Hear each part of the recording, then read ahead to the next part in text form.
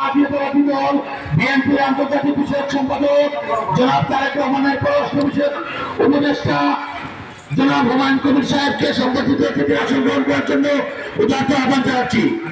বিশেষ অতিথি হিসেবে আসন গ্রহণ করার জন্য উদারত আহ্বান জানাচ্ছি বাংলাদেশ জাতীয়তাবাদী দল সিলেট জেলা শাখার সংগ্রামী সাধারণ সম্পাদক সাবেক ছাত্র নেতা আন্দোলন সংগ্রামের প্রিয় মুখ জনাব একুরিয়ানা আহমদ চৌধুরী। সম্মানিত উপস্থিতি, এ পর্যায়ে আপনাদের সম্মুখে গুরুত্বপূর্ণ বক্তব্য নিয়ে আসার জন্য আহ্বান জানাচ্ছি সিলেট জেলা বিএনপির সংগ্রামী সাধারণ সম্পাদক জননেতা জনাব অ্যাডভোকেট ইমরান আহমদ চৌধুরী সাহেবকে ওনার বক্তব্য নিয়ে আসার জন্য আহ্বান জানাচ্ছি। জনাব ইমরান আহমদ চৌধুরী সাহেব।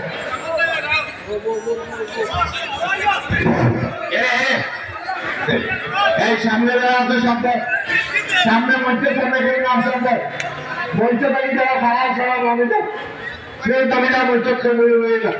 আর সামনে ক্লিয়ার করো। বিসমিল্লাহির রহমানির রহিম। আমরা দুঃখিত, আমাদের আজকের সম্মানিত অতিথি নদীর ওই পারে জামলে পড়ায় আস্তে আস্তে একটু দেরি হয়েছে, যার জন্য আমরা সবাই দুঃখিত। এবং আমি আপনারা যে অপেক্ষা করছেন তার জন্য আমি ব্যক্তিগতভাবে ক্ষমা প্রার্থী আপনাদের কাছে। বিসমিল্লাহির রহমানির রহিম। আজকের এই শুভেচ্ছা বিনিময় সভার সংগ্রামী সভাপতি সাবেক ছাত্র নেতা এই উপজেলা বিএনপির সংগ্রামী সভাপতি ফখর রানিং চেয়ারম্যান উপস্থিত আজকের সভার সংগঠিত অতিথি আপনারা জানেন উপদেষ্টার মর্যাদায় যিনি আমাদের নেতা দেশনায়ক তারেক রহমানের পররাষ্ট্র বিষয়ক উপদেষ্টা, এই সিলেটের একটি সন্তান, বিশেষ করে এই এলাকায় যার জন্য তিনি হচ্ছেন হুমায়ুন কবির। আজকের সভার সংগঠিত অতিথি প্রধান অতিথি হিসাবে উপস্থিত আছেন আমাদের আবেগের জায়গা, আমাদের হৃদয়ের জায়গা, আমাদের প্রিয় নেতা মিলিয়া হাসানের সহকর্মীরা আন্দোলন সংগ্রামে আমাদের অভিভাবক সুরত করে আমাদেরকে গাইড করেছেন। এই এলাকার কৃষক বিএনপি চেয়ারপারসনের উপদেষ্টা তাসিরা রুস্তুরিরা উপস্থিত আছেন সিলেট জেলা বিএনপির সংগ্রামী সভাপতি নবনির্বাচিত সভাপতি জননেতা আব্দুল কাইয়ুম চৌধুরী সহ উপস্থিত উসমানীনগর উপজেলার সর্বস্তরের নেতৃবৃন্দ। প্রিয় ভাইরা, আমি আমার বক্তব্য রাখবো না, আমি শুধু একটি কথা বলে আমার বক্তব্য শেষ করছি। আমাদের আন্দোলন কিন্তু শেষ হয় নাই, আমাদের আন্দোলন শেষ হয়েছে।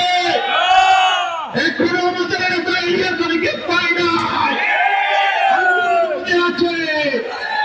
আমরা আরো কিছুদিন অপেক্ষা করবো এই সরকারকে, যতদিন পর্যন্ত আমাদের নেতাকে ফিরিয়ে না দিচ্ছেন দিনের চুলে দাম ছড়ালে ততদিন আমরা আরো কিছুদিন অপেক্ষা করে আমরা কর্মসূচি ঘোষণা করবো। সরকারকে বাধ্য করবো আমাদের ফিরে চলার জন্য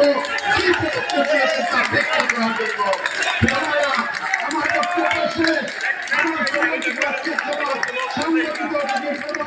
দিয়ে দিলাম সবাইকে ধন্যবাদ। আসসালামু আলাইকুম, ধন্যবাদ।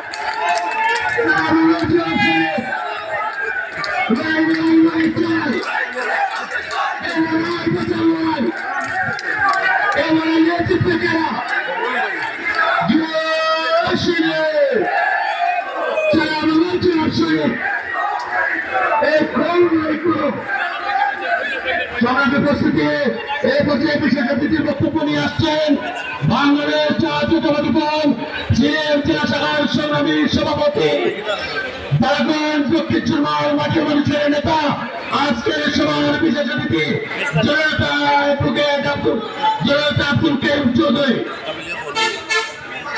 বিসমিল্লাহির রহমানির রহিম। সময় খুব অল্প, দুটি কথা বলেই শেষ করব।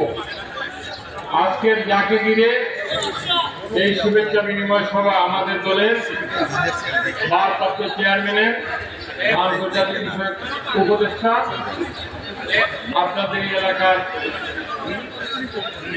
সন্তান হুমায়ুন কবির, আজকে যিনি প্রধান অতিথি হিসাবে উপস্থিত হয়েছেন,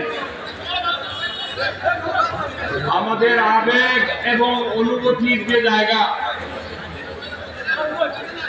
আমাদের প্রিয় নেতা, যার সাথে আমার দীর্ঘ পথ চলা, জাতীয়তাবাদী ছাত্রদল থেকে শুরু করে বিএনপি পর্যন্ত দীর্ঘ পথ চলেছি। আপনাদের আমাদের সকলের প্রিয় এই এলাকার সাবেক সংসদ সদস্য, বিএনপির কেন্দ্রীয় সাংগঠনিক সম্পাদক, জেলা বিএনপির সাবেক সভাপতি, ইলিয়াস আলীর সহধর্মিনী, তিনিও সাবেক ছাত্রনেতা, 90-এর ছাত্রনেতা, দলের চেয়ারপারসনের অন্যতম উপদেষ্টা তাসলিমা রুজির লোনা, আমার সহকর্মী ইমরান আহমদ চৌধুরী, অনুষ্ঠানের সভাপতি শেখ তাজ মোহাম্মদ ফখরুদ্দিন সহ সঞ্চালক মিজবা,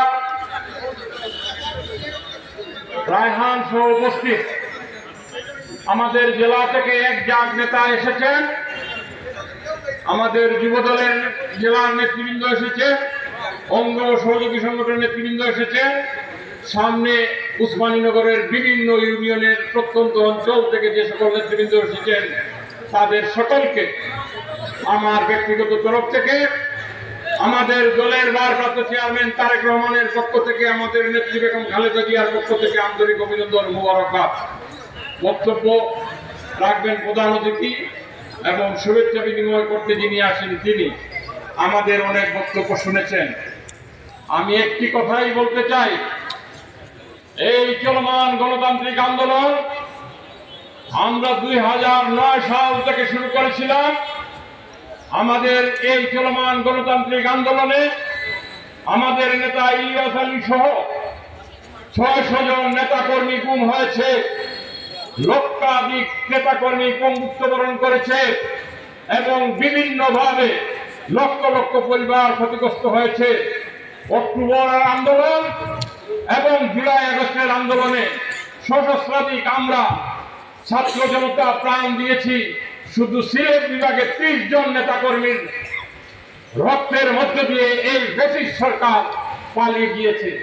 সেই গণতান্ত্রিক আন্দোলন অব্যাহত আছে যতক্ষণ না পর্যন্ত আগামী দিনগুলোতে এদেশে একটি গণতান্ত্রিক সরকার প্রতিষ্ঠা না হয়েছে, যতক্ষণ না পর্যন্ত মানুষের ভোটের অধিকার আদায় না করতে পেরেছি, ততক্ষণ পর্যন্ত আমরা দেশ নায়ক তারেক রহমানের নেতৃত্বে আমাদের চলমান গণতান্ত্রিক আন্দোলন অব্যাহত থাকবে।